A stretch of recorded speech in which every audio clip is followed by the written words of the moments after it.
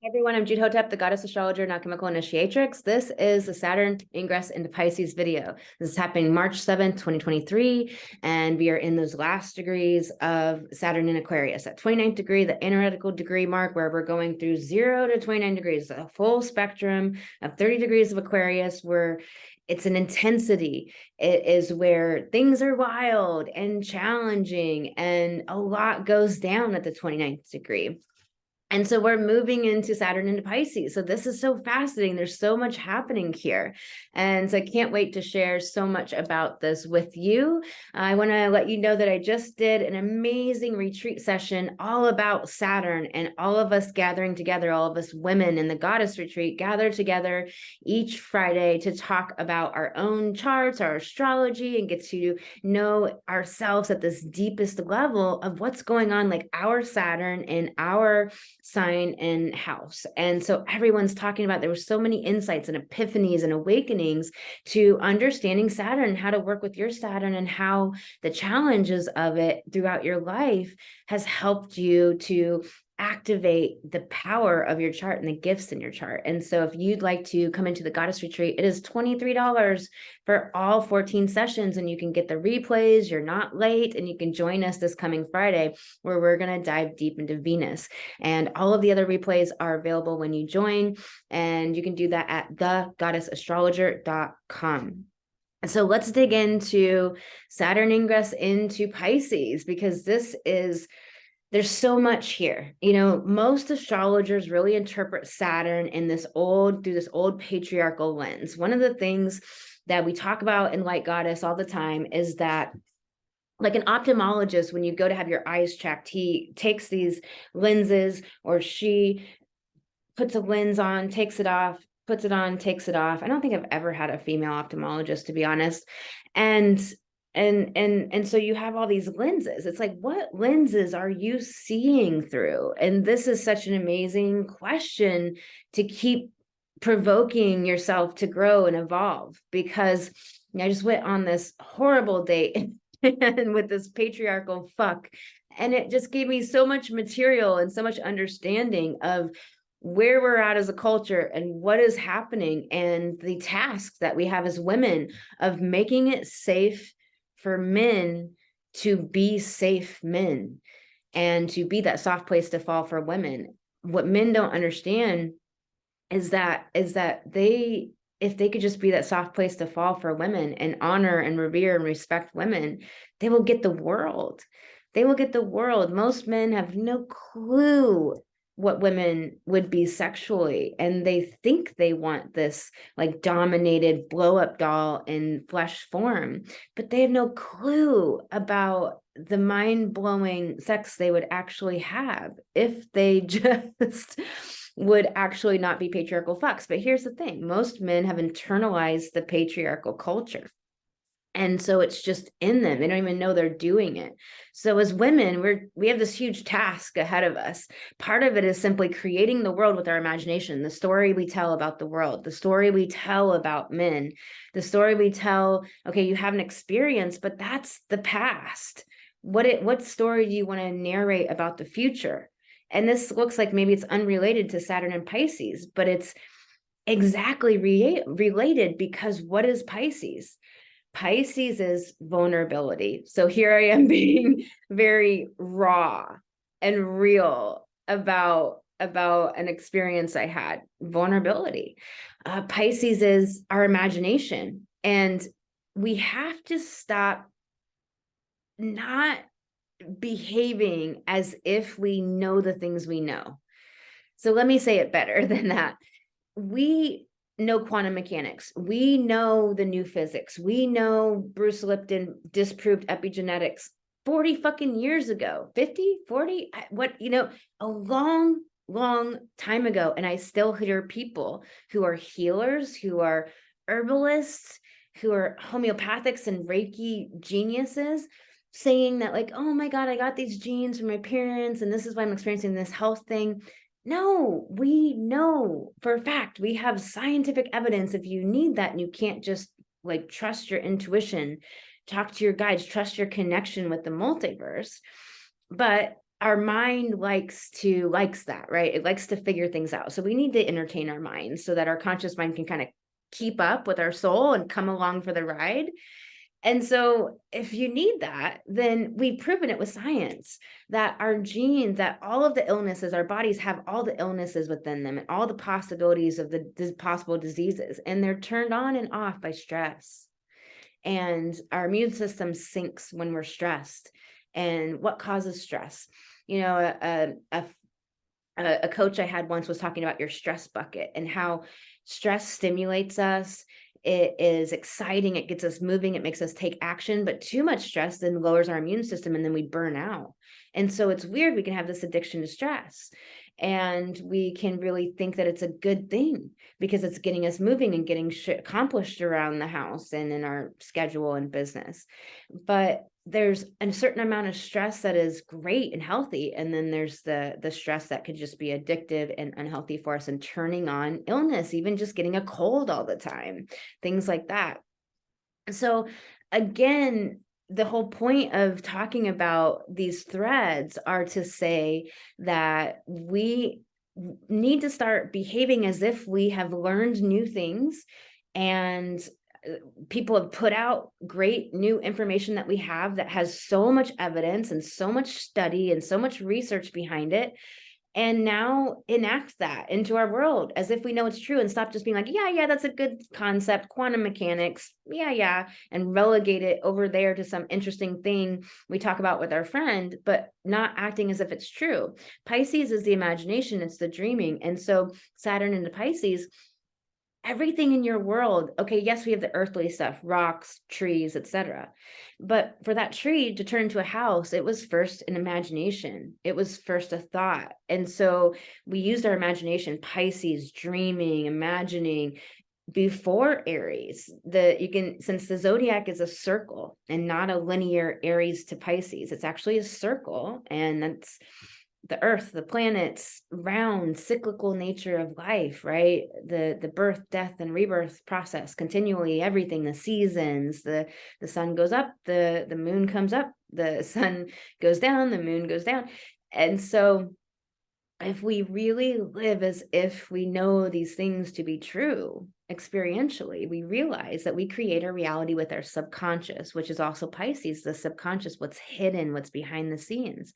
And so everything in our subconscious creates a reality. So it's like, what's in our subconscious lurking? All of these beliefs from 0 to 6 years old that we were programmed with simply by being alive at that time, because from 0 to 6 years old, our brain is basically in theta waves all the time, which is a highly hypnosable state. And all of our past life conditioning, that's what our south node in our chart is all about, is that past life conditioning. That our moon sign is that deep subconscious set point that we go to when we're emotionally backed against the wall, or we're emotionally upset or feeling uneasy or discomfort. We go to often the shadow side of our moon sign. So what's your moon sign by house and sign? And so we want to really understand Pisces at the highest octave. And let me show you something. I'll share my screen with you. And sorry, the picture is so grainy. One day soon, I will get better lighting or something to fix this. One day soon, maybe. It is a goal. But let me just show you this gene key. This is kind of funny. Psychosis. That's interesting. Oh man, that's so good. Let me go back to this. This is really good. Oh, damn. Okay, so I wanted to show you this gene key. It was psychosis was the difficult one, but this is so perfect. Okay, so usually gene keys have, let me share my screen with you. Usually gene keys have this different part that is the gift. So if you don't know about gene keys, we're going to get into it right now. We'll talk about it. I'm not going to go in super deep about gene keys, but gene keys helps you to understand astrology so much better. So gene keys are kind of, in a way, the person who came up with gene keys studied astrology and the I Ching and human design, and lived with this system channeling through them for years and lived the lived experience of it, and then wrote the book, the Gene Keys book, and then this beautiful website is here for you. And it's really fun stuff. So I encourage you to dig into it if you feel called to it. If not, no worries. But I love Gene Keys to understand astrology better, because what this is, the reason why this is red is because this is a shadow. So when you look at Gene Keys, it always gives you this 3 things. And it's like, okay, how do I understand this? This is the shadow. This is the gift. And then this is the siddhi. Siddhi as in SIDHI, I believe is a spelling, but basically from yogic, from Sanskrit, from the Yoga Sutras, the siddhi, which is that exalted state, that the highest consciousness state of bliss and ecstasy, and just this highest essence, this highest level of you could say like samadhi. It's like this idea of being really conscious, aware, and in these states of ecstasy and bliss. So it's like this highest expression of something, right? And this is how you can understand every single sign and every single planet. And this is what I teach in the Goddess Retreat. I hope you'll come join us. It's so much fun. And when you understand that every planet and every sign, there is the shadow expression, and then there is maybe some easier place to go to, a higher expression, and then there's like the ideal highest essence consciousness, highest consciousness expression. Although let's not conflate consciousness with benevolence, of course, right? Because there's a lot of sociopaths who are perfectly conscious and aware. So in this particular Gene Key, victimization is the shadow, and then freedom is the gift. And then the highest expression of this particular Gene Key, so say this was Aquarius, or this was Uranus, or this was Saturn, we're talking about Saturn, then freedom, which is Aquarius, right, which is one of Saturn's associated signs, is this highest expression. And so the gift of freedom comes from going through victimization, and that going through victimization brings the gift of freedom. Usually there's a different term here. And then that gift allows you to go to the highest expression. And so every sign, if you realize that there's the lowest octave of it, there's the lowest expression, the static, stale, maybe you're looking through the patriarchal lens. A lot of astrologers are not really evolving and don't understand astrology as a living thing, just like we live in a conscious universe, a conscious world. Rocks and bridges and concrete all has consciousness, not like you experience as a human, but it's an embodiment of consciousness. And we can look to Dolores Canyon's body of work to understand that better. It's so powerful to hear her work and how a lot of beings experience lifetimes as rocks or clouds. And so we have these great bodies of work that people, light bringers, have come in, a light goddess, Dolores Canyon, and done this great body of work to help us know more about our multiverse. The James Webb Telescope has proven that we live in a multiverse now, not that we needed it. Most of us have known this for a really long time, right? But it's nice to kind of have these collaborations, right? When you really study everything, like all of these spiritual texts, and really study all these different bodies of work, what you can do is start to see this consensus across all of them, of where it's like, okay, everyone seems to corroborate the same thread. So we can say like, this is probably pretty much true. It's like a truth rather than somebody's specific understanding of something that's maybe distorted through their shadow, their trauma, their issues. Let me just show you one more Gene Key, and then we'll move on to something, because I want to show you, I just love that one. That's really fascinating.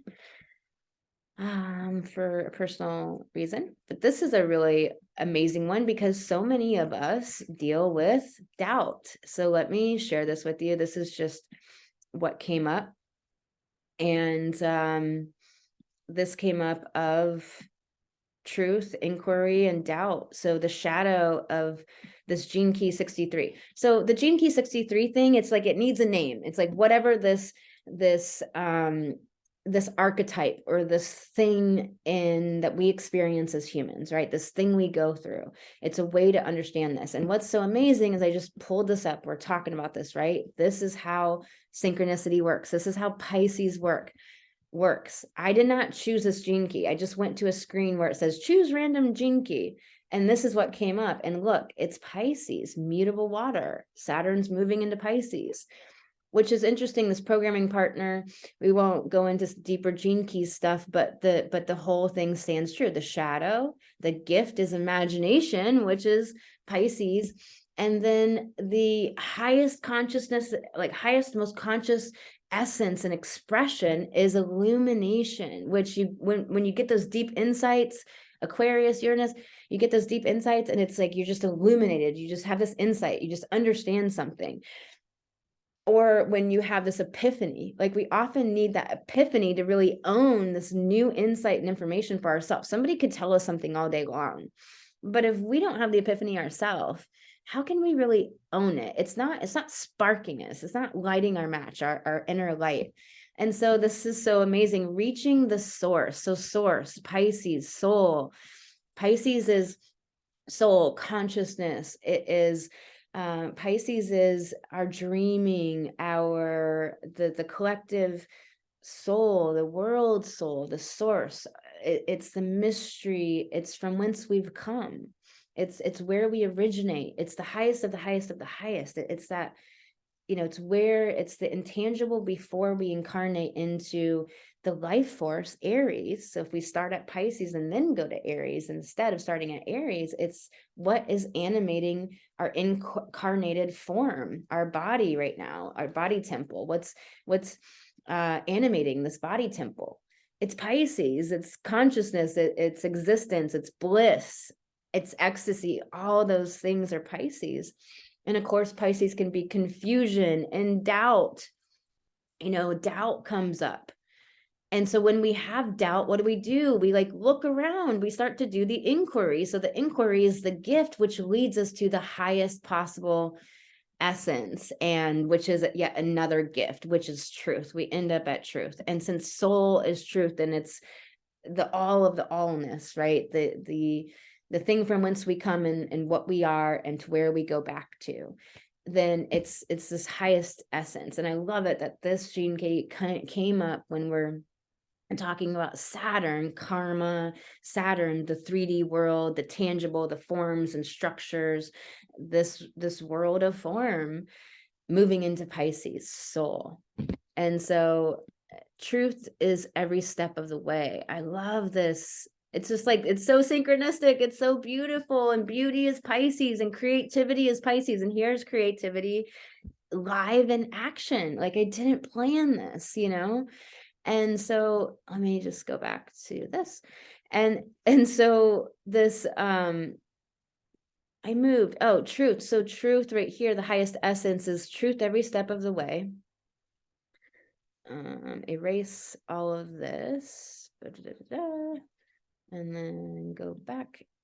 So truth every step of the way. And then inquiry is the ladder of self-inquiry. Doubt, the paradoxical power of doubt. Paradoxical, which is Pisces. The two fish connected by a string or a cord, swimming in opposite directions. Pisces is often said to be that desire to merge back with the divine, and yet this desire to individuate and be our own individual self, going towards the Aries. And then the other fish wanting to merge back into all that is. Understanding, Pisces understands the gestalt, whereas the opposite polarity, Virgo, is all the little details and pulling everything apart. And it's like the mechanistic science of looking at all the details. And I'm going to get into that here in a minute, because that will really make sense in a second. Because it's not that that's wrong.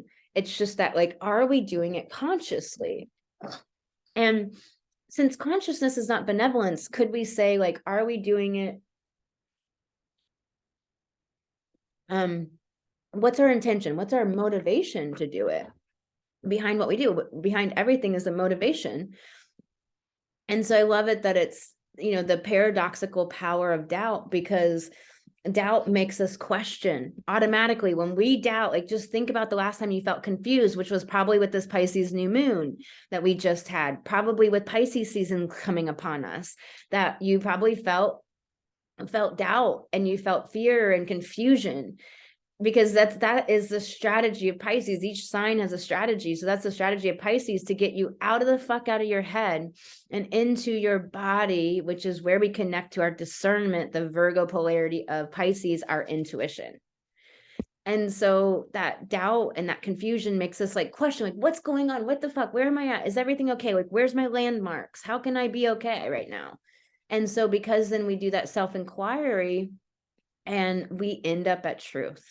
And we get this gift. Not only is the self-inquiry itself a gift, and like, for example, how the Gene Keys came about, how any of your creative projects came about, how any of your magic and your genius got birthed into this world, your book, your platform, your podcast, your videos, your healing work, your clients' transformation, however any of your beautiful work got into the world, it's through the same process of this getting the gift of the inquiry and then moving into truth, this highest expression.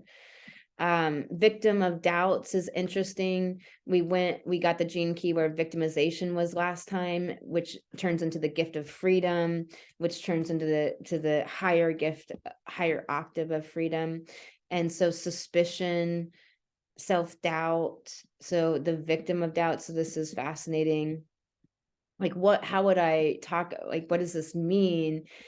I think this is like what's coming up for you when I go over this, because we've all been a victim in some way. This is the thing, is that so many people in society are victim blaming and shaming, and it makes me crazy. And I talk about this all the time in the Light Goddess podcast. You can find the link for that below. There's over 450 episodes that all are talking about amazingly helpful things about the spiritual journey and running your business on your feminine intuition.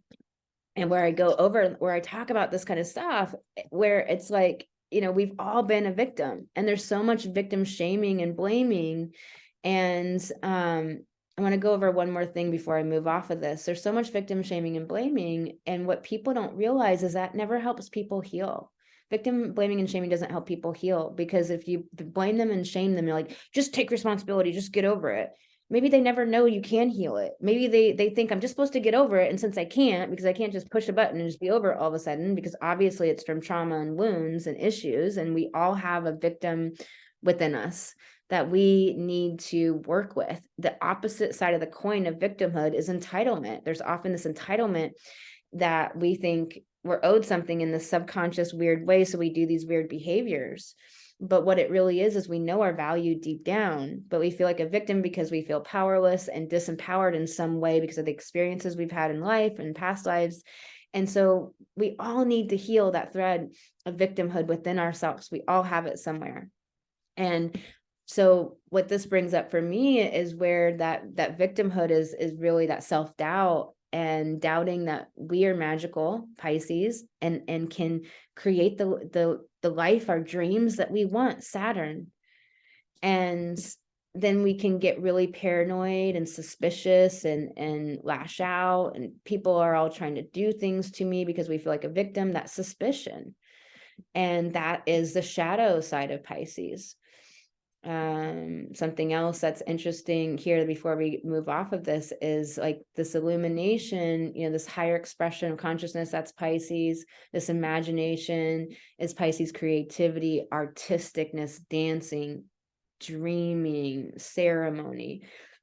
I imagine, the indigenous peoples of all kinds, or gathering at a festival, or some ceremony, some event, a solstice or an equinox ceremony. The spring equinox is coming up. The astrological new year is coming. Why do we set resolutions in January in Capricorn season when we're building and we're internal and we're in a really, internal phase, a fallow field. Why wouldn't we set them with the new year, astrological new year in March? And so late March. And so this confusion is this strategy of Pisces, because confusion gets you out of your thinking head because you won't find the answers there. It just makes you more and more and more confused. And you start to dream and imagine and get artistic and draw and just let everything go, and then go dance. And the shadow could be escaping and drinking and drugging and, doing it that way. Or the higher octave could be like going and doing some ecstatic dance and doing some high consciousness ceremony and some fire ceremonies and drumming and singing and dancing and ceremony, and that imagining, and you start dreaming and talking with your friends, and this is what I really want. And then there's these insights and illumination that come in, and these sparks, which again, if we go back to what I was talking about, where everything that exists in this world, from a fence to a broom to a book to anything that you're going to create in your business, to the transformation you get your clients as a divine feminine soulpreneur, all was imagination first, Pisces. So if we look at this chart for the ingress of Saturn into Pisces, there's so much here, because if we look at Aquarius, Saturn and Aquarius, some of the things to realize is that Saturn went into Aquarius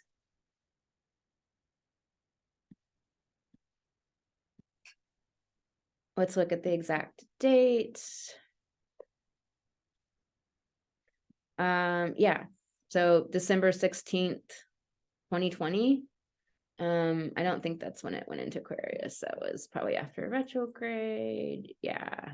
Let me just back this up. I think it was the beginning of 2020. Let me just check and see if it had one more retrograde here. Yeah. Oh, 1991. 1991. So we could look at 1991 and see what was going down then. So March 21st, 2020. And what happened on March 21st, 2020, March 21st, 22nd, 23rd, like those 20th shutdowns. So Saturn, restriction, Aquarius, the collective. So restrictions on the collective. So if we think about this is what Saturn is at the 3D level. So as I was saying, most astrologers interpret Saturn through the patriarchal lens at the 3D level, but Saturn is actually a catalyst. So yes, it restricted, constricted, but why? To focus the collective that was not focusing on what's important. Saturn is about what's important at the 3D level of living life incarnated in form, Saturn.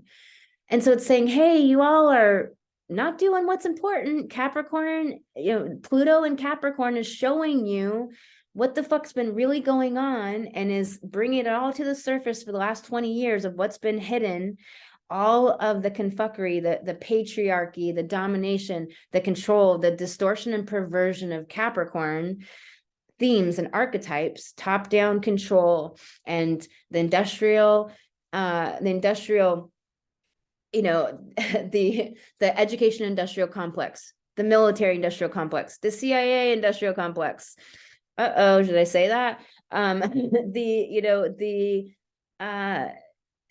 The pharmaceutical industrial complex, all of these big organizing bodies that have been doing wrong against the people and dominating, controlling, and perpetuating the power over domination, control paradigm of society and culture. And what is Saturn? Saturn is society. Saturn is culture. Saturn is how things appear in optics. Capricorn, Saturn's at home in Capricorn and at home in Aquarius. And so when we look at Capricorn and Aquarius, when we look at Capricorn is very preoccupied with optics, with how things look, with what other people think, with what's my reputation? How are people going to see me? Here's the thing about that. Capricorn's an archetype of one of the 12 signs. It's just an area of life to master. So instead of coloring in between the lines, like shadow Capricorn, it's about knowing how to navigate life. Like going to college is not about college. It's about understanding how to navigate a system. But most people go to college and play the game and are spelled and programmed into thinking like, no, this is supposed to get me the degree and this is supposed to do the thing. And I'm supposed to do all these things. And then now I'll have prestige, Saturn and Saturn Capricorn type of themes. I'll have prestige and I'll be well thought of by society and I'll be doing the right thing. Shadow Saturn is I'm doing the right thing. And where is Saturn exalted? It's exalted in Libra, also another archetype and sign that is very preoccupied with optics and how things look and how do I appear to other people and what do other people think about me. Capricorn and Libra are these signs very preoccupied with that. And so again, it's like you understanding like, okay, Capricorn, it's important to understand like how to navigate this world to get through it in a way that serves you. And we hope for benevolent purposes, not for malicious purposes. So it's like, how do I navigate the system to get what I want, but not to harm others, like to do no harm, to bring the light, to help awaken and help people heal and help people have knowledge, information, Prometheus, bringing the fire to the people, right? Which is Aquarius, which is the other sign that Saturn is at home in. And when Saturn went into Aquarius on March 21st of 2020, we got the lockdowns, the constriction of Saturn saying, hey, focus here, people, focus, wake up. But what it was doing was having everybody, the lockdowns like brought the collective together.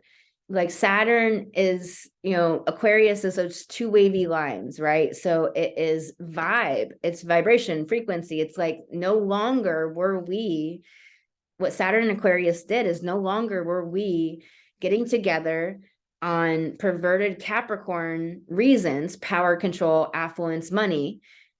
No longer were we getting together, Aquarius, the people, the collective. We were getting together now on vibration based on whether we vibed, whether we matched, whether we had things in common. We were coming together. The lockdowns made us all search for our people. Where's my people? Who's on the same wavelength as I am? The two wavy lines of Aquarius. Who's on the same wavelength as I am?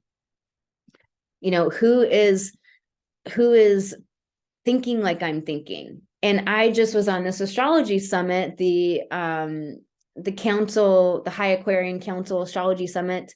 You can still purchase it. I'll put the link below. I did an amazing presentation on it about the divine feminine is the key to humanity's evolution. And there's 20 astrologers that are some of the top astrologers in the world that did amazing work on there. And so we, it's like these two wavy lines about like, there was a lot of people on there because this one is an amazing summit where there were breakout rooms so people could get together and talk about the conversations that they were hearing on the panels and on the presentations. And so it was a really revolutionized like summit. It was really fun. And so people were telling me when I was in the breakout rooms that like, I didn't know there was anybody else that thought like I did. And here's 2,000 people gathering together that all were at least in a general same wavelength of some sort, that were seeing the truth of the last 3 years, saw through the bullshit, didn't buy in, weren't putting shit in their body. Like we're understanding that something's up here, something's not right. And to whatever greater or lesser degree that was for everyone, but so many people said, I didn't know anyone felt like I felt, and that there was so many people. I'm so glad I found people. And so it's just been so amazing that Saturn in Aquarius, it on the surface at the 3D level, it's like, oh, shutdowns, restrictions, lockdowns. I mean, my God, I couldn't fucking go to a coffee shop, after 8 p.m. I couldn't go to the grocery store after 8 p.m. Talk about maddening and life interrupting. And of course, not a big deal. Like the point was is Saturn's like, hey, focus here, look here. It's about the collective. It's about the collective, Like come together, people, rise into your power, come understand it's about humanity. Everyone talks about these political parties and just rubs their dick and goes masturbates on and on and on about the political parties. No, who cares? I don't care about the political parties, man. It's about humanity. It's about fucking humanity. I am not for a party. I am for humanity. It's humanity rising up into our leadership and our own authority. Saturn is about authority. And what's an authority? It's authorship. So again, we come back to Pisces, like, are you authoring your own life, creating it with your imagination? What are you thinking? What are you narrating? How are you narrating life? Here's the thing, we all have a worldview. So what is your worldview? What do you actually think life is all about? It's important to maybe take a piece of paper sometime as we're moving through these 2 weeks here and figure out what the hell your life view is. Like, what do you think life is? What do you think relationships all are? What do you think your purpose is, and what this incarnation is all about, and what soul is, and all these things, and really starting to understand your worldview so you can see, like, is this shit that I just took in from everybody else, from the overculture, from the patriarchy, that they told me to believe, all these programs that people said were the right thing, which is shadow shadow Libra, where Saturn is exalted, is all about the right thing. What's the right thing so I can fit in, so I can belong? It's all about social belonging. And that's a shadow, because when we're motivated by social belonging instead of our own soul inner authority, which we were not taught, we have never been taught this ever before in the world, in the culture, unless you got lucky with your parents or lived in some indigenous tribal culture or outside of, westernized culture, or just got lucky somehow on this planet, or remembered shit and were awake from birth and really awake. And did, like, I came in thinking that everybody else was the same, and they wanted love and trusted and wanted to have fun, and we were all on the same page. No, that was not the case, man. That was dangerous. And so, maybe you got lucky and you came in and you realized that there were all these fucks around that wanted to dominate and control you and hurt you, but there was amazing people, but you were probably going to be one of the only ones, like, that really understood so much more, right? That we're soul, and we have had many, many lifetimes. And there's that your life is not about school, career, family, children, retirement, death. That's a program. What would be the fucking point of that? That is not life. That's an assembly line. Like, that is an ant in an ant colony, and somebody's got the little ant colony and is watching all the ants.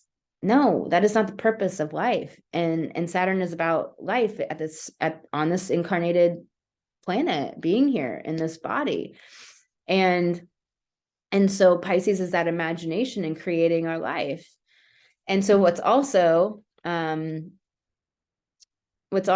amazing is just to realize, okay, so what did we go through? Really understanding what we've gone through with Saturn and Aquarius over the last 3 years, is that, yes, it had this tough part and massive changes. It took this big giant thing to wake the fucking collective up. We had en masse awakening when Saturn went into Aquarius, and Aquarius is co-associated with 2 planets. It's associated with Uranus, and Uranus was in Taurus at 4 degrees at this time of Saturn ingressing into Aquarius. So what does that mean? Taurus is the status quo, right? And Uranus is the awakening, the revolution, or the rebellion against the status quo, the revolution against the status quo, the awakening of Earth, Taurus, the awakening of, what is no more. And so the other planet, the other co-associated planet of Aquarius is Uranus, all about awakening. So Saturn going into Aquarius focused us and awakened us. We had en masse awakening, whereas before in 87 and I think the 1940s, 1840, these different times throughout his story was where people awoke, but it was individuals or small groups. It wasn't en masse. And so this has been this en masse awakening, the collective Aquarius. And so Saturn is this catalyzer, and it doesn't catalyze through ease. It's just like that gene key I was showing you. What's the struggle? What's the shadow? Going through victimization is not easy. Going through confusion. And what was this gene key that we just looked at? It wasn't confusion. It was doubt, confusion, doubt. It's not easy. That doesn't feel good, but it catalyzes us to do something different than we've been doing. which means that we now get a different outcome and create a different result. And so we're so stimulated by these outer forces, the planets and what they're doing, but the planets are within us, stimulated but internally and externally by these forces that make us move and do things differently.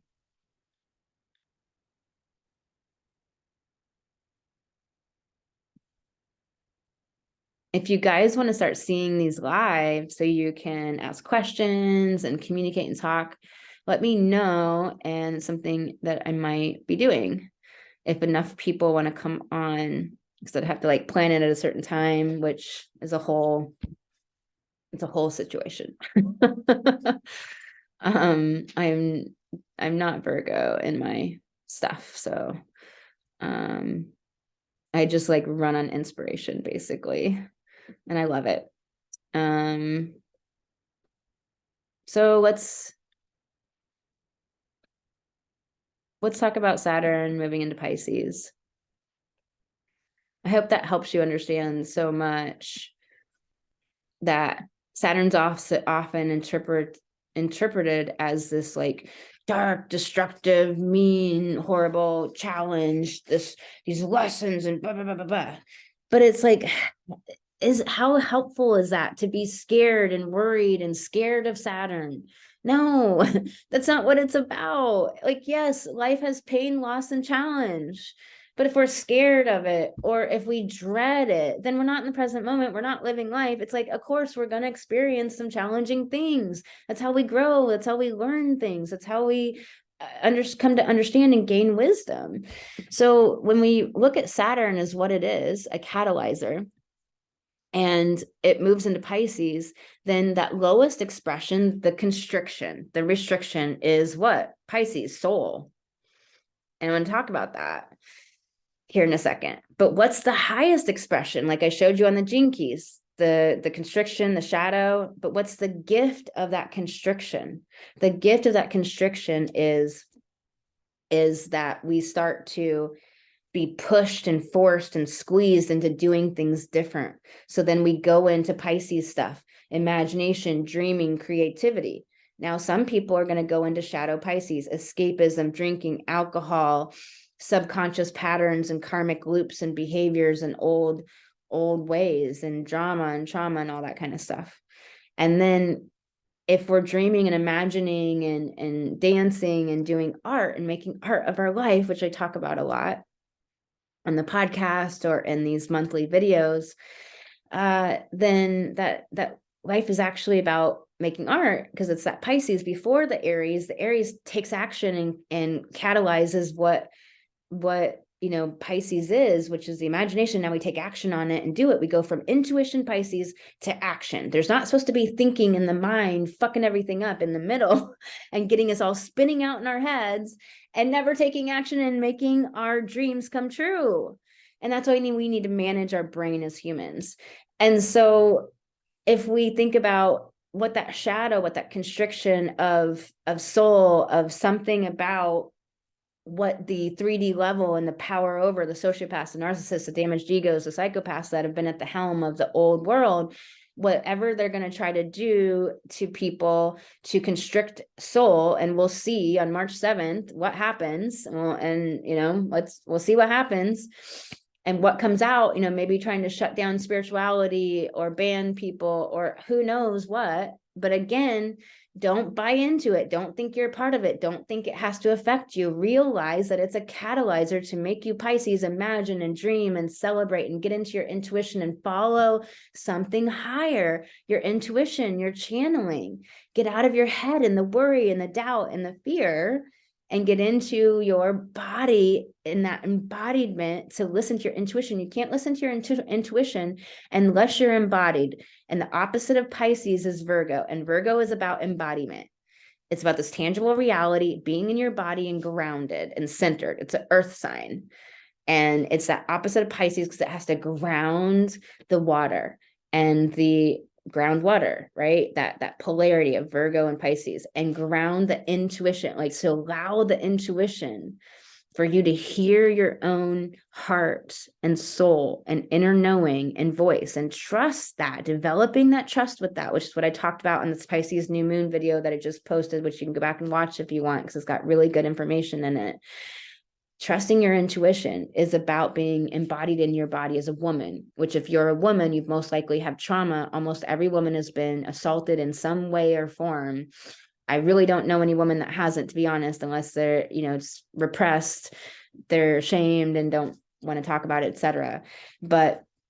And so a lot of women are really disassociated from their body. They're out of their body. Also, what's sacred to us women, sensuality and our sexuality, has been twisted and made turned into depravity and debauchery, and then sold back to us as scintillating. And just all of these, like, women are often in positions of powerlessness and lack of money, where then, that was an option of being a sex worker to make it.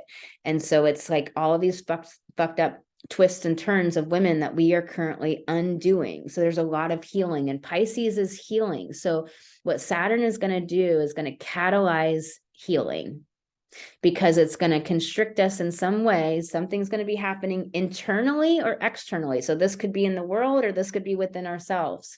And it's going to provoke us. And we're going to go to that next gift of healing. So we're going to be catalyzed into healing, finally, catalyzed into facing the grief of being suppressed as a woman, the grief of lifetime after lifetime after lifetime, the grief of what we see in the world, which affects us, actually, to see China killing female babies. What is that telling us about ourselves as women? Like, how fucked up is that as a woman to know that people out there, men, are killing female babies and saying, like, this is how much we hate you. This is how much we hate you.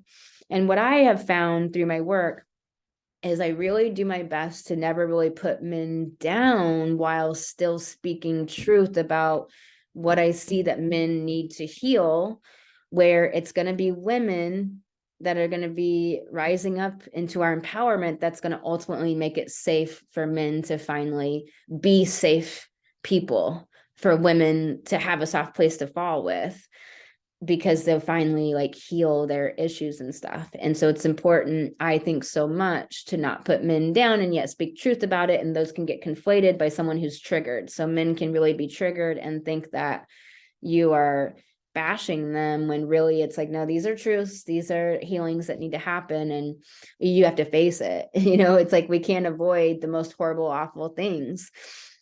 And women and men are facing different healing that's needed, respectively, from the patriarchy.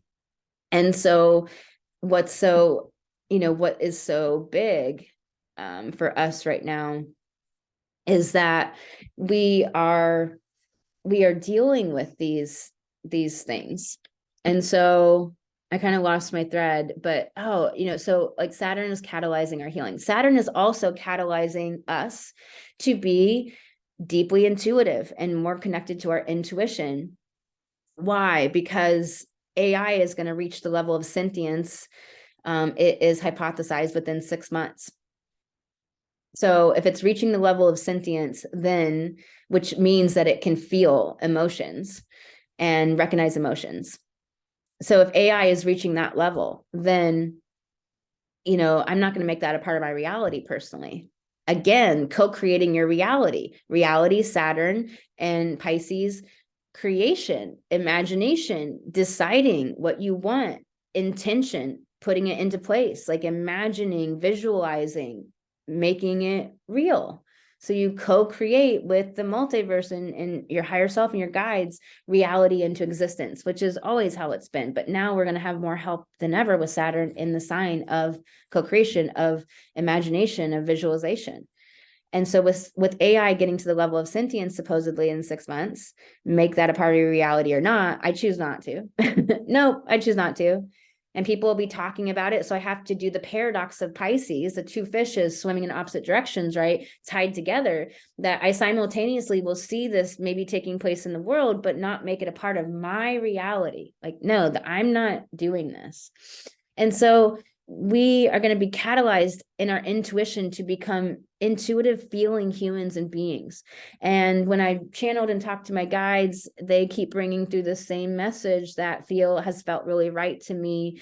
And I just love getting that collaboration from my guides and having those fun conversations. And I keep channeling this for person after person, that we're moving from a thinking, mind dominant species to a feeling, intuitive dominant species. Our species is evolving and changing. We've had these DNA upgrades. You know, if you study any of the people out in the world that are doing this massive work and scientifically at different levels, I'll keep bringing a bunch of the people forward and talking about them and their work, so you can read books and look for work out there. I want to bring a lot of women forward, but there's a lot of men doing great work. And so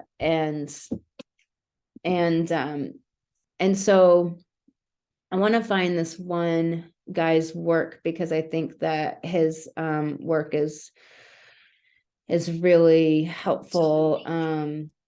And let me bring his name up real quick. What is his name?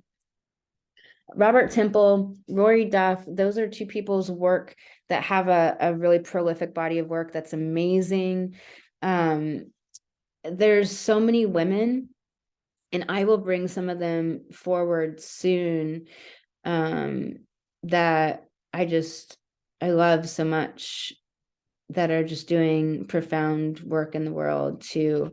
There's so many women that are doing amazing work, that Jane Meredith is one, that are not necessarily out there in such a ubiquitous way, which is something I'd really, we all have to come together and change this together. We all have to come together as women in female community and help each other rise and drop that competition paradigm. However, this is the thing to realize, is that competition paradigm, it's been internalized. So again, like I was talking about being on this horrible date and this man spewing, patriarchal confuckery all over me, and doesn't even realize it and think he's being amazing. He thinks he's doing what you're supposed to do to be a good partner in a relationship. And he thinks he's showing me how he would be a good partner to me.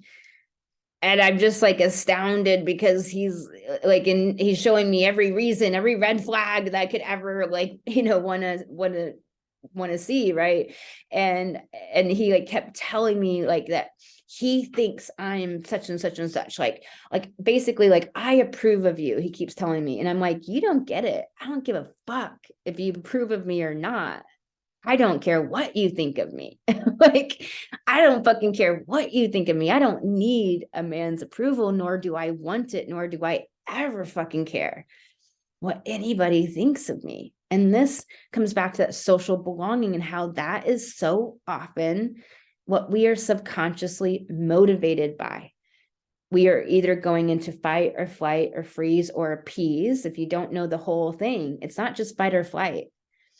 Running or fighting, conflict, yelling, screaming, being offended or defensive, and cutting somebody off and ending the friendship. It's their fault, blaming them, and never doing the inner work on yourself and owning your trigger and going in to deal with it.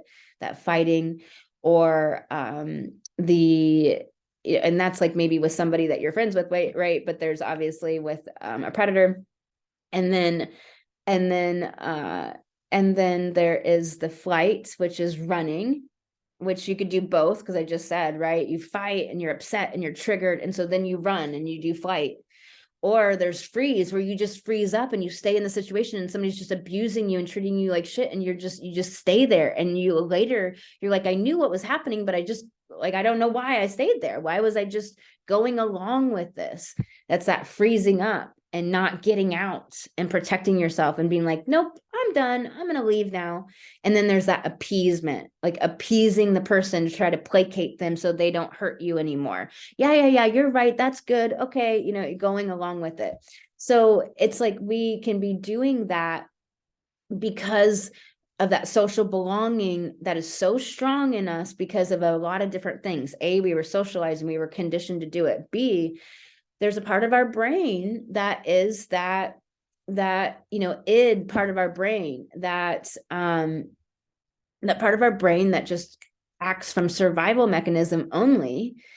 that is animalistic, that is like, oh my God, if I'm exiled, I'm going to die, because that's what it meant at one time in the past, in our human her story, is where if we were exiled, most likely we weren't going to make it. And if we did make it, it wouldn't be necessarily very well. It would be like poverty or impoverished, or like just getting by somehow. It wouldn't be thriving, right? And so our brains are like, oh my God, if I'm exiled, if I don't belong somewhere, then I'm not going to survive. And here, as women, we have to realize that as women, we are often trying to fit in so much more than men ever do, because without family, without people and things and money, then how are we to make it in this world? Because systemically, this world is not set up for a woman to be supported and loved and cherished and to make it, because the patriarchy is basically woman hating. And so, and again, this is internalized. A lot of people are not malicious and intentionally doing it. It's just the internalization. So getting back to that female community thing of what I'm saying, of us all helping each other rise as women, is about us really looking into our own psyche and seeing and admitting to ourselves where we have the competition and the jealousy of other women. And it might just simply mean like, hey, this person triggers the fuck out of me. And maybe I can't heal the trigger all in 1 minute, in one moment. So let me just not call them bad or say they're something. And let me just realize there's a trigger here, and maybe avoid their stuff for a little while until we kind of handle our own internal healing that's needed. And then we can come back to it. So that's a way to handle it. The other thing we need to look at is our inferiority and superiority. Often we act superior as a way to cope with feeling inferior deeply within. So whenever you see yourself trying to do that superiority thing, the cold shoulder, I'm better than you, the superlatives, all of that, it's really about deep inferiority deep down within. And it could be so subconscious that you don't recognize it and that you don't even know it.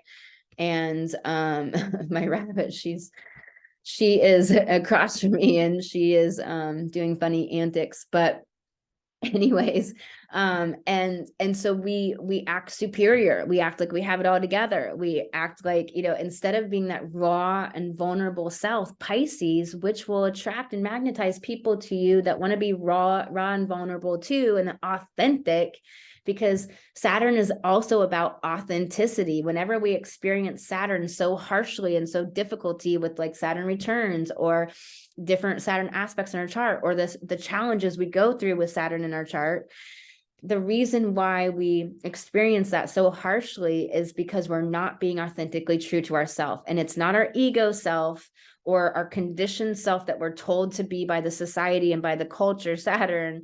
It's our soul, true self inside, which often we have to face and strip away all the social belonging pieces, all the conditioning, all the programs, which is shadow of Saturn, all of the ways we were told, like, this is the right way, shadow Saturn, all the ways we were told to conform and to fit in, or that we have that survival fear from that animal part of our brain that's like, oh my God, I'm going to die if I don't. That is so automatic that we have to work with our nervous system to retrain our nervous system to respond differently and actually learn somatic techniques to retrain and reset our nervous system, which is things I teach in Light Goddess in different places. I teach this stuff through the podcast, through my coaching program, Alchemical Goddess. So there's ways to learn these things, and you can use the search engine as well, and know that you have that authority within yourself to find the answers. The answers are within your own feminine knowing, that you have genius within you. That is your own genius, Pisces. It's your own inner knowing within you as a woman. And Pisces is also a yin sign. It's internal, it's deeply reflective, it's quiet, it's bemused, it's artistic and loving and compassionate. It's that unconditional compassion, it's that deep love. So Saturn is going to be catalyzing, if we look at the gene keys again, and let me just put this on here. Where are we at? Let's go here. And intuition, healing,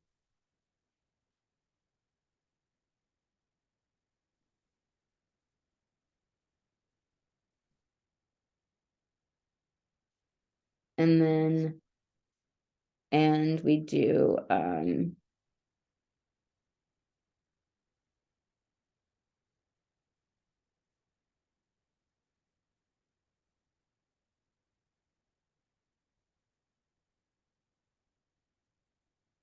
if we do soul art, Pisces themes, like not intuition, do I want to say, but like spirituality, maybe.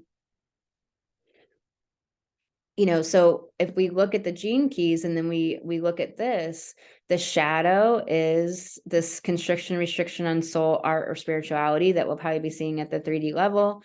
And then that's going to, give us this gift, because we're all going to be focused, and Saturn's going to say, hey, focus here on intuition, healing, and asking the questions, and going inward, that self-inquiry, to get to the highest ultimate expression of Pisces, which is divine love.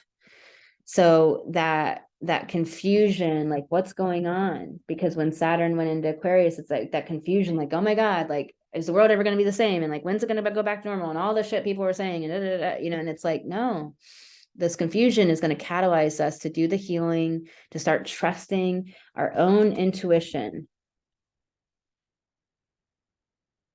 and going into our own authority,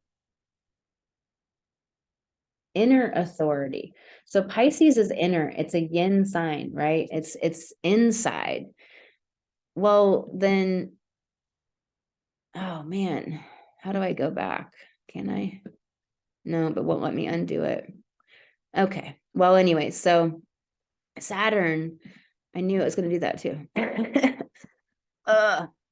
See, that's such a great example. So Saturn is, Pisces is this yin internal sign, right? The signs are either yang or yin. And Saturn is our authority. So that inner Pisces authority, not the outer authority of people like putting the commercials in the Super Bowl. A friend of mine brought up about like, go to Jesus, go to this outer authority outside of you. Jesus will save you. No, Jesus, something outside of you, God, that fake mythology of God and the devil of Christian religions that killed 9 million women and took their property. And now women only own 3 to 13% of property. And in the US, you would think it was higher by country. It's like 13.5% in the US, women own property. That's really fucking low for the wealth in this country. So think about that. This fake mythology, this new age bullshit spirituality of the Pleiadians and the reptilians, also another form of God and the devil. And it's bullshit. And it's to get you, again, it's something outside of you. There's a war going on. That's all doom and gloom bullshit. There's not a war. And if you create reality with your imagination, which I've already shown here and proven, right? Everything was imagination first. So then if you create your reality with your imagination, then are you going to keep perpetuating this narrative of war, spiritual war, being at odds, the dark and the light at odds, and all this shit that so many people out there that I'm just mind boggled that they're fucking perpetuating. I'm like, really, just can you stop it already? Because you're leading people, you're an example to people, and you're not realizing what the fuck you're doing, because people are needing someone to look to as they're finding out their own authority, as they're learning how to trust their own self. They're needing to look to good guidance and good people and good landmarks. And there's all these people really perpetuating doom and gloom, and anything that creates fear within you, really look at that and say, what is this? Because that's a signal, that's a red flag. And so it's your own inner authority to create and imagine the world you actually want to experience and live in, because that's what you will experience and live in. I didn't make the bullshit in 2020 my reality. I did farmers markets 5-6 days a week, and all of the people that came to the farmers markets and bought my relief honey, my pain relief honey, that is something of my heart that I made, invented when I was 23 years old, and got out onto the market in 2020 and went to farmers markets to save my life and and be with people and have amazing experiences. I made that my reality. And it was amazing. I met some of the most amazing people, and I had some massive healings. Like I had a neck injury from my Pluto square Pluto, where I had this car accident and I had an out of body experience and slammed back in my car. And these police said dumb things at me. And this police woman was screaming at me, and I screamed the fuck back at her.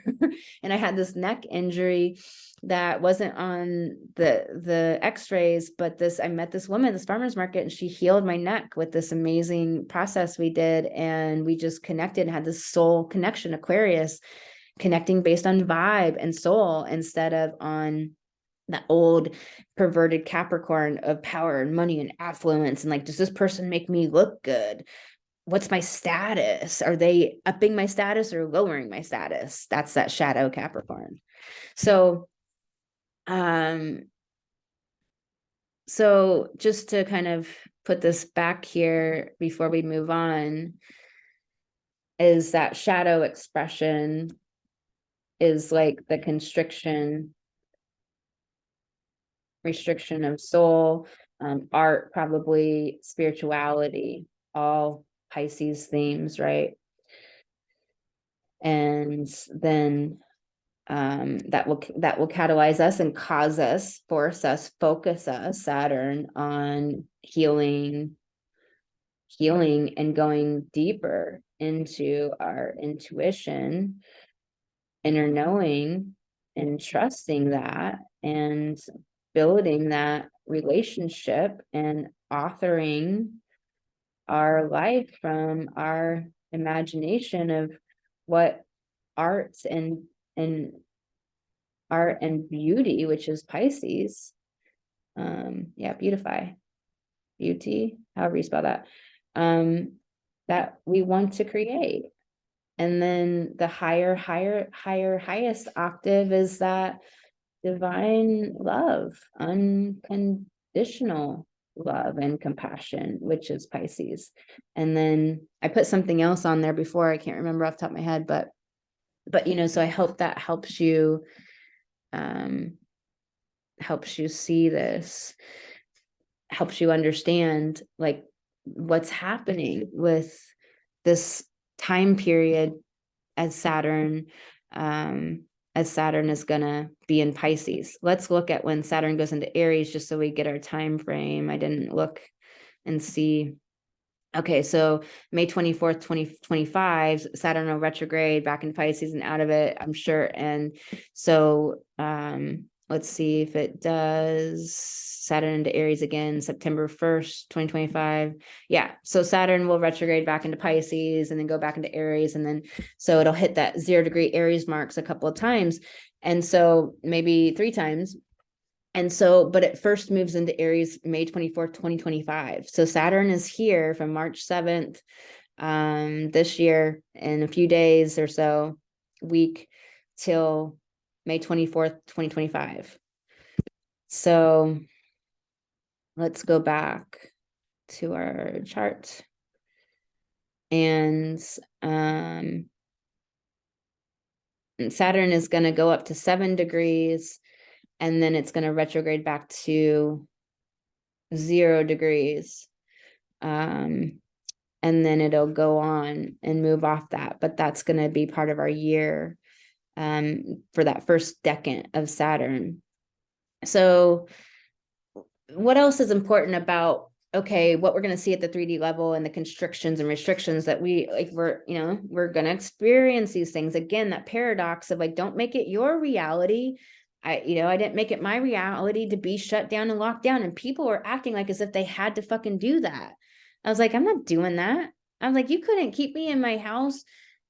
There's just no way, like kill me. But like, I could never do it. There's no way who I am that I could stay shut up. And I can't believe people actually went along with that. It's mind boggling. And we're like acted like people say it as if they really had to do it. And it's just like, it blows me away. It's so shocking and astounding. And so whatever comes from the 3D level, from the overculture, are you going to let that, you create your reality, Saturn and Pisces, you create your reality. So create the reality that you want and let it catalyze you into this healing and this deeper, dive into trusting your intuition, your inner knowing, your imagination. Learn how to handle your nervous system So you can, when you feel fear, when you feel scared, how do you do nervous system resets and somatic exercises that you have in your back pocket that you now use whenever your nervous system goes into that fight or flight, freeze or appease, so that you can retrain your nervous system to be like, no, we're going to see our world be changing so dramatically and so drastically over our lifetimes, like we've never seen lifetimes before, like anybody's ever seen. We're having accelerated evolution like we've never seen before, and we really need to be strong and tough inside. And so how are you going to work with your nervous system when it freaks out and when it's in fear and when your mind is freaking out and spinning and looping and all these thoughts? Because remember, it's Pisces into Aries, intuition into action, water to fire. It's not thinking in between there. It's not air. When you have air and earth, you have Colorado and it's dry as fuck and your skin is itchy and your scalp is itchy and you're so dry that you can't blow your nose because nothing will come out. It's like, I love Colorado, but it's fucking dry there. I thought Wisconsin was dry, but it is dry there. It's crazy, insane dry. And so like, I love it so much, but I don't know if I could really live there, if that makes sense. I spent a lot of time there last year, but and so then, we're all humanity, the collective society is going to be catalyzed into this possibility of this ultimate highest expression of the Pisces archetype, which is all these things that I'm talking about. So this constriction thing, what happened in the 1870s? Wundt and Pavlov, you've probably heard of Pavlov, the psychologist. If you've ever taken a psychology 101 class, you learn about Pavlov's dog. He did the experiments to train the dog to respond to a bell. And then, he didn't have to do anything anymore. And he just rang the bell and then the dog responded, right? So Pavlov was a psychologist. And Wundt was another scientist. And Wundt and Pavlov got together and they restricted soul. They said, hey, soul is fucking everything up. All of our experimentations, when we're trying to do these data sets, when we're trying to do these experimentations, and we include what we know is fact and true, that soul exists and we're animated by something, that everything is living consciousness, it's not giving us replicatable and duplicatable results.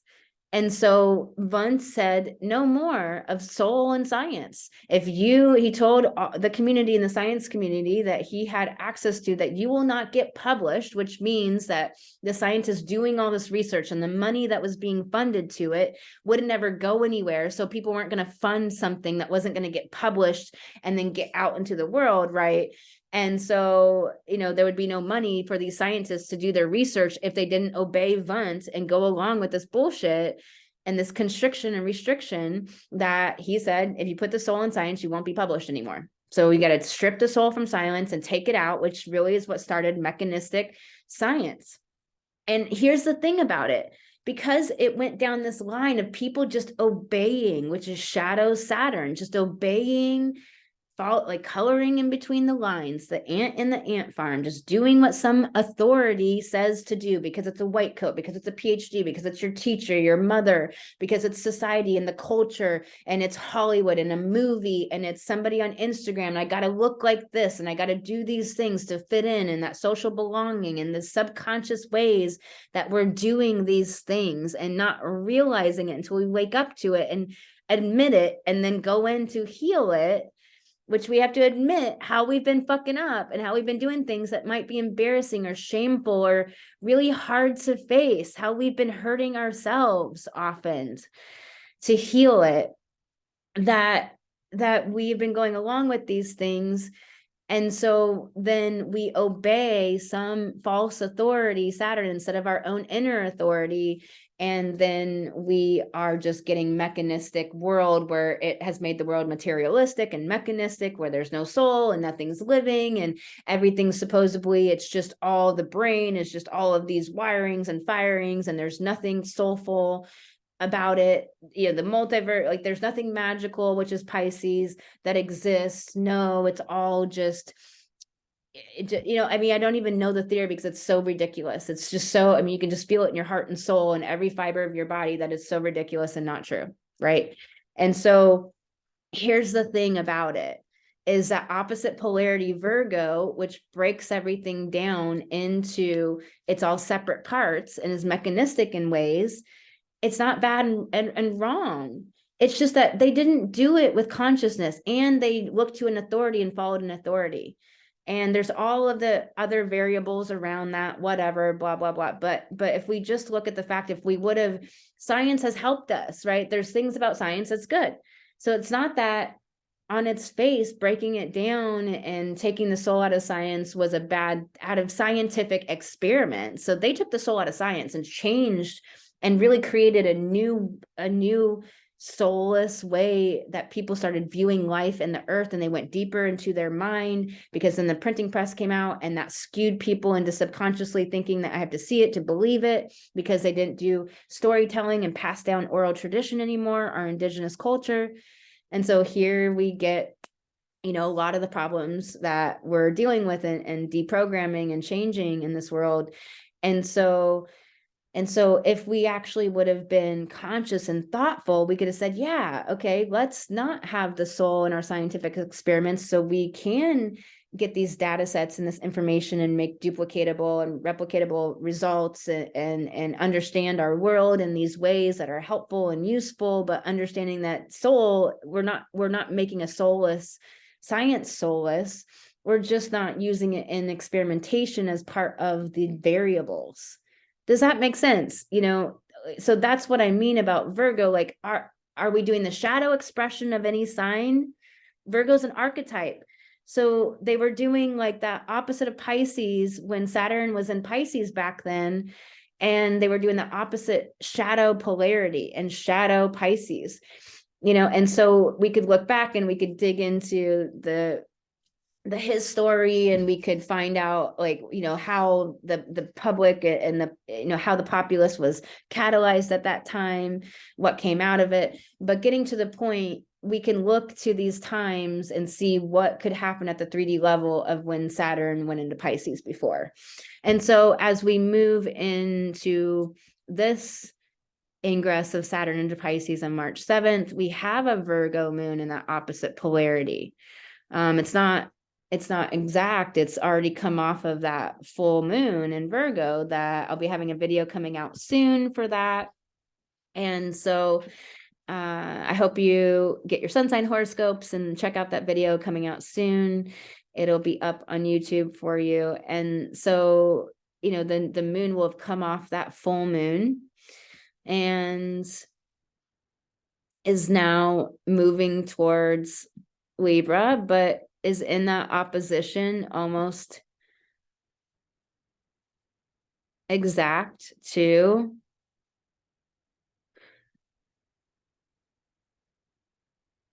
it's 1 degree off of the full moon, and with Neptune in opposition to Neptune. And so it's this, it's this opposite polarity of the moon, which is our deep subconscious shit and our shadow, coming up our Pisces shadow, or our Virgo shadow coming up around like how we are too about tangible and too locked into perfection and judgment, and that these are the certain ways to do it, this strategy and cunningness and thought, thinking. While Virgo's an earth sign, it's always analyzing, and it's just, it's constant. And so, and it's just too detailed. Not Virgo often doesn't Virgo and Pisces are often a polarity out of all the polarities that are very hard to integrate, because Pisces is the gestalt and the all that is. And as a Pisces heavy person, I just understand the greater of the greater. I don't need to break it down in the details. A lot of Virgo heavy people will have to get the exact right word to say it, and they can't just like give you the gist. Like, it drives them crazy. They have to have the exact word. But Pisces is going to give you the gist, the vibe, the feeling, water, emotions.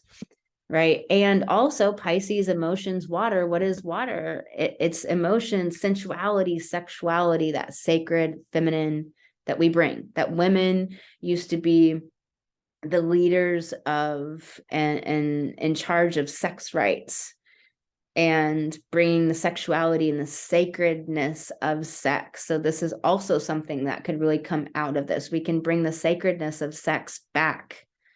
You know, one of the reasons I've been bringing up this date that I went in is because it just illuminated how men aren't safe for a woman to be her sex goddess. He doesn't even know what she would actually love and do, that he's never even thought of, that would blow his mind, because she's not safe to be safe with him. And men are trained to want basically a dominated blow up doll that's in a human form as a sex partner in this culture. I'm not saying all men want that. I'm just saying men are trained in this culture and conditioned and bombarded with that messaging constantly, constantly, constantly. And so it would be, it's internalized, like it or not, right? So it's like pulling out all these internalized threads, respectively, as men and women that we have. And I've talked about a lot of them for both genders, both sexes, rather. I'd rather say than gender, because gender is about identity and sex is about biology.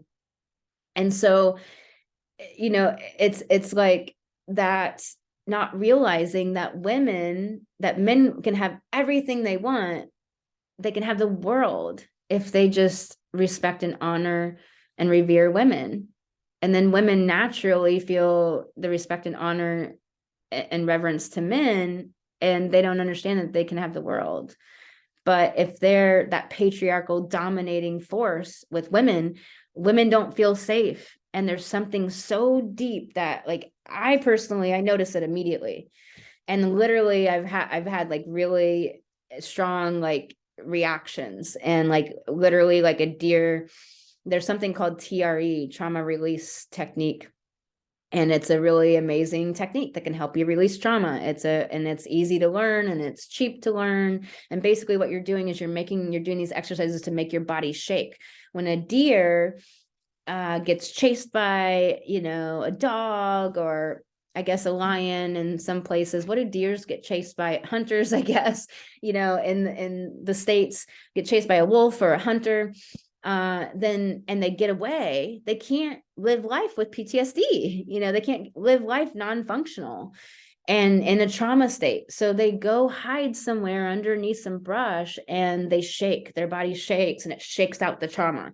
So when you stuff your tears down, when you have the spontaneous response to cry and sob after something happens, a car accident, or somebody drops you on your head, which happened to me not too long ago, or whatever, and you stuff down the tears that just spontaneously burst forth, you're stuffing down your body's natural ability to get the trauma out of your body, so it doesn't become PTSD and doesn't become that fight or flight, freeze, or appease.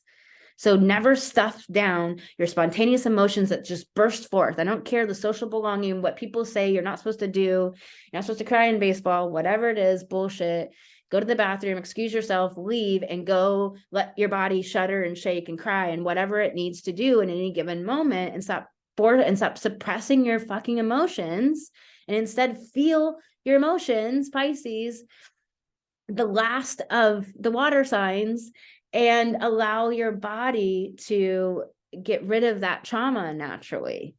And so Neptune's at home in Pisces, this greater collective, this world soul, going through Pisces to, again, like we have the shadow and the gift and how we're catalyzed, and then that highest expression of Neptune and Pisces. So, the escapism and the drinking and the drugging and the just going out and the, just avoiding the constant socializing or filling your house with crap or buying things or whatever you do to avoid, escape, buffer, and to not go inward and feel.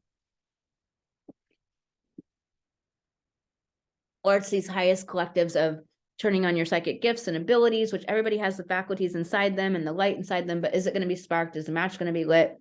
Are you going to work with your gifts and recognize your intuition and value yourself and the moon here in Virgo, saying that we can be grounded and embody this Pisces energy, and Saturn and Mercury here. Mercury, our mind, our perspectives, more intuitive Pisces, or that Mercury in Pisces, that shadow expression can be confusion and doubt and fear. And because the mind being in an intuitive sign can go into that place, or you can ground and start intuitively channeling the right brain. Mercury is Gemini, right? It's the two hemispheres of the brain, and channeling and allowing that right brain to take over and to allow you to know everything that you need to know, moment to moment, as you need to know it. My meditation teacher, Gonkaji, when I did Vipassana, he'd always say anicca, anicca, anicca, and it is Burmese for moment to moment, moment to moment, moment to moment. Be present, be here now, present, moment to moment, moment to moment, moment to moment. And so meditation, healing, art. How do you heal anger? How do you heal art? How do you do this, right? How do you get into love and compassion? Lately, I realized I wasn't really doing a lot of self-compassion for a while lately, and I've had to make this intention, Pisces, to get back to like bringing self-compassion in. And there was reasons, because it's having flashbacks and things, and there was like reasons why I wasn't being able to really activate compassion. I started dealing with that and making a concerted intention to now bring back in self-compassion, like fiercely and really, really hardcore, and really make that massive effort. So I'm embodying it, the moon in Virgo. I'm really grounding it in my body. I'm activating the emotion of compassion for myself. Everywhere where I'm judging, shadow Virgo, I'm going to bring in compassion and say, no, I'm not doing self-judgment. Fuck that. Where are you judging your body as a woman? Where are you judging what you speak and what you say to people, how you speak in your business, how you come across, your appearance, your looks, like anything that you're judging yourself for, imposter syndrome and all this bullshit that's all about the subtext of social belonging. And here's the secret nobody will tell you, is that the people you're trying to impress are actually the narcissists, the sociopaths, and the damaged egos. The other people, they're busy creating. They're not caring, and they're not looking at you. And anybody else, so it's like, just let it go, realize what that part of the brain is and what it's doing, and start to retrain yourself to not respond and to be motivated by social belonging. Look at your motivations. What am I motivated by? What is my view of the world? Is it the conscious one I choose, or is it really everybody else's thoughts and opinions, and none of it's even me? And I didn't even realize that, like, this was my view of the world, that it sucks. Life's a bitch and then you die. All these dumb fucking things that, like, if you're living your life and this is what is in you, and this is what you think life is, that's the experience of life that you have. That's your reality. That's what you're going to experience. Reality is just simply what you experience. When you think it's shitty, you experience shitty. When you think it's magical and beautiful, you experience magical and beautiful, which is Pisces. And so with Mercury here and Saturn, we've talked about this at length, and the moon here is helping us ground it and embody all of this beauty into our subconscious to get this highest expression, if we can consciously go there. And so if we look at what else is going on when Saturn moves into Pisces, we're still having the nodes and the Taurus and Scorpio axis until summer, when it's going to change into that Aries North Node and Libra South Node. And so we have this last few months here to where the South Node is bringing up all of our Scorpio shadow and all of this. And we have trines to the Sun and Mercury, where we're getting information and we're able to really choose our purpose and our higher expression over that trauma and past life patterns and drama and all of that. our mind is going to be confused in Pisces, possibly. So if we know that that's the strategy of Pisces, we can go, okay, let me sink into my heart and intuition, listen to something deeper, because there might be some stuntedness and stiltedness between wanting to step into our power and step into our light and really speak it and bring it and speak and be on stage in our lives, and yet feeling like we don't know in a mental way what to do. So until you sink into that intuition and then the fire, the like just intuition, take action and not have to think about it and trust that, which is just it's this learning to trust. Your intuition says do it, you just go do it. I mean, something as simple as earlier where like I knew I was erasing the thing, right? And I accidentally erased all the text instead of the black line. And I knew that it wasn't going to erase the black line, but I did it. I pushed the button anyways. I just want to push the button. But it's like, listen to the intuition and take action. But what action do you take? Action on your intuition or action on your mind, the pattern, the like stuck way we've been taught in our world to view life, to do life, and so forth. The other day I was in a yoga class and I went to the back to go to the bathroom. That's where all the straps are at. They're in a different place from the blocks, whatever. And so I saw the straps and my intuition said, grab a strap. You're going to want a strap, I mean, basically it just said, grab a strap. It didn't have all this other chattering, which is the mind chatter. And I was just like, I thought about it. My mind had 2 or 3 thoughts. Basically, I didn't grab a strap ultimately. And when we went through the class, later in the class, I wished I had a strap and I ended up leaving class to go get one and come back. But it's like, it's something so seemingly benign, something so low risk of it mattering to your life. That's where to begin listening to your intuition on these micro little things to A, start noticing your intuition came in, B, start noticing that like I'm not listening to it or I am listening to it, C, to do it on these little micro things so that you are trusting it, learning it, engaging it, understanding your frequency and your intuition so that nobody can come in and fuck with your energy field and fuck with your intuition and fuck with you, so that you are in charge and in authorship and in authority of your life, your being, your energy field, and no one's creating your reality or telling you what your reality is to be. And you don't go buy into this lockdown bullshit and you go do farmers markets all year and have a blast and, and get some healing and meet some amazing people and are in the beauty and the nature and the grass and the green lushness of summer. Right. So Pluto in this 29th degree of Capricorn with this, square to the nodes, which we're having almost all year here, which is like destiny, the past, and the square between the status quo and the secrets that are coming out, and everything that's been revealed about the programs and the culture and the reality of the reality. So it's hard. It's not easy to see our world so changed or to be so awakened and see so many people so aslumber. It's hard to be, it's hard out here for a pimp to be one of the only ones to not really have anybody to talk to, or to not feel like you fit in or belong anymore, to not know where to go, or your reality completely broken down. And you're like, how do I be an authority? I used to always follow these rules or these people or these ways. Now I don't know what the fuck to live my life by. I don't even know what to do anymore. Those are just phases like the moon of the spiritual journey and awakening, and that's all okay. And it evolves and it changes, and you do start to know where to go and what to do.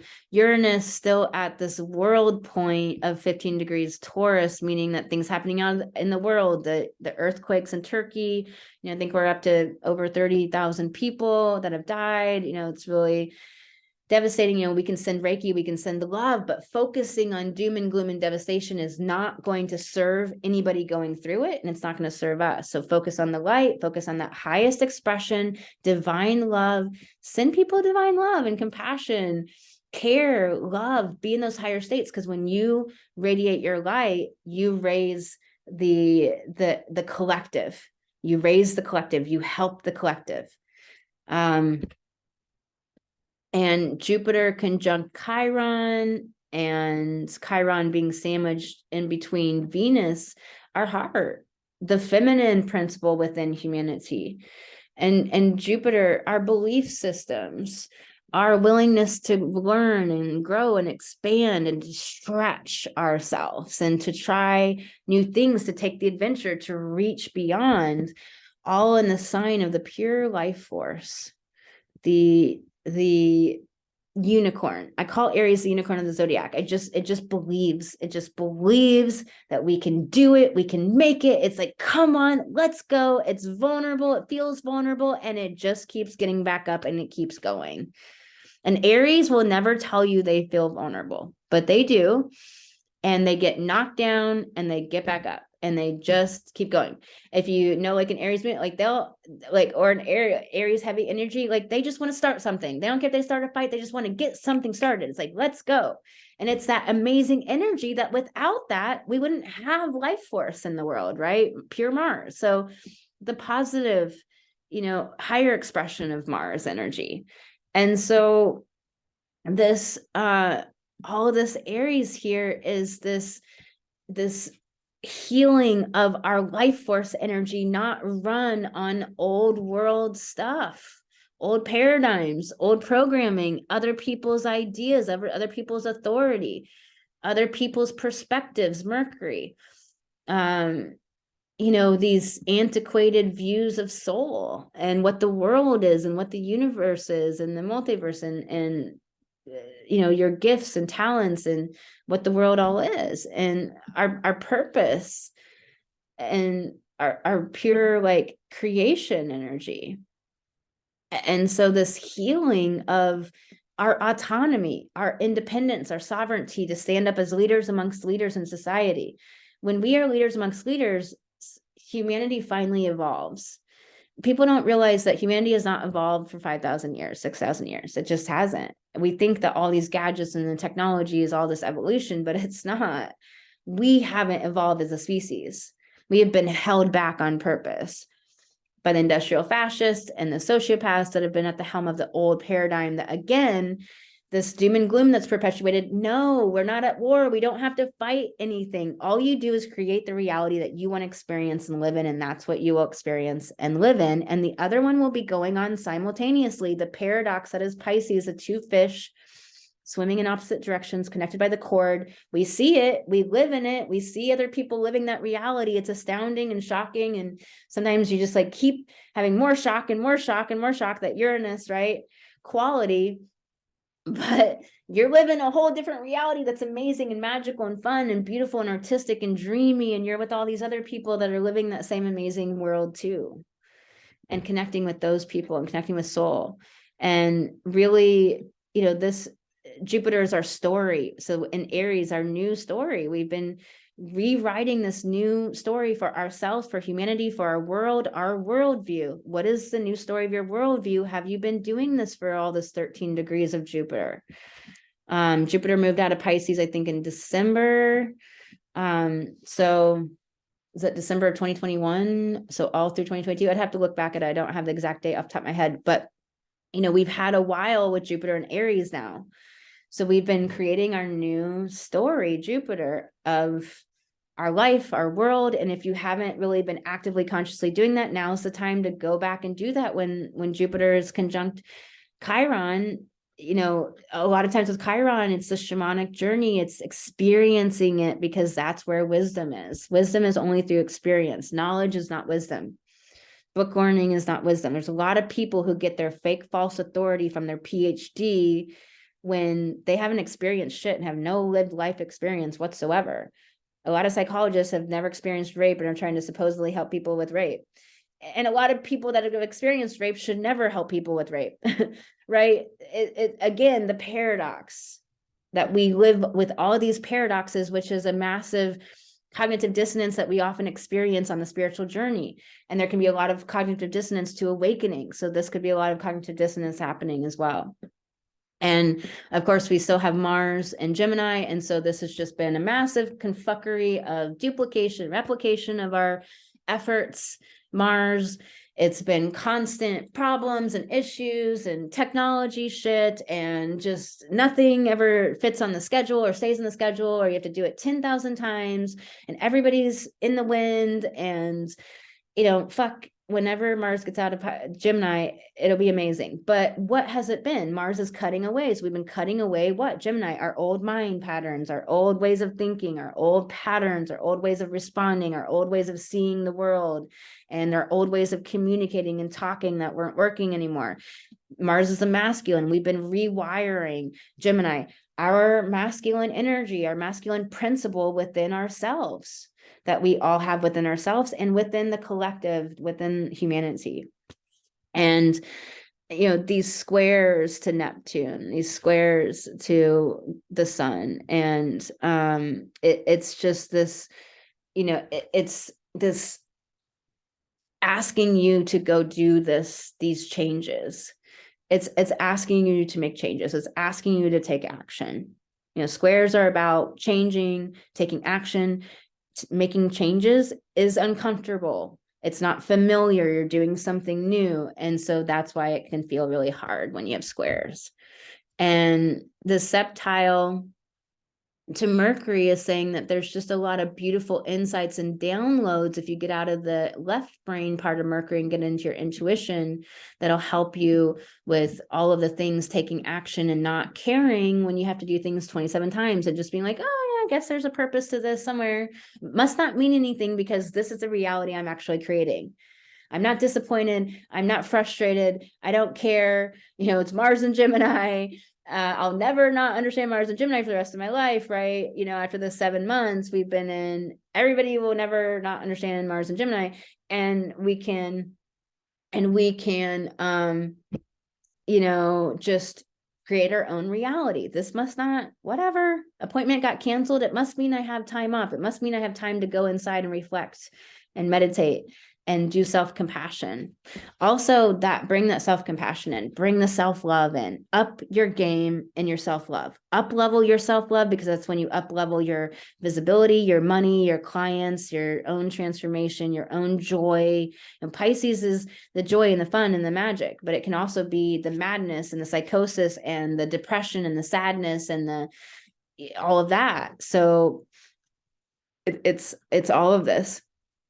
And the square to the moon from Mars, you know, that were the things not working right and all the frustrations and the scheduling could really cause you to be, you know, depressed, down, really out of your body and in your head, spinning and thinking and da, da, da, da, da, da, da, da.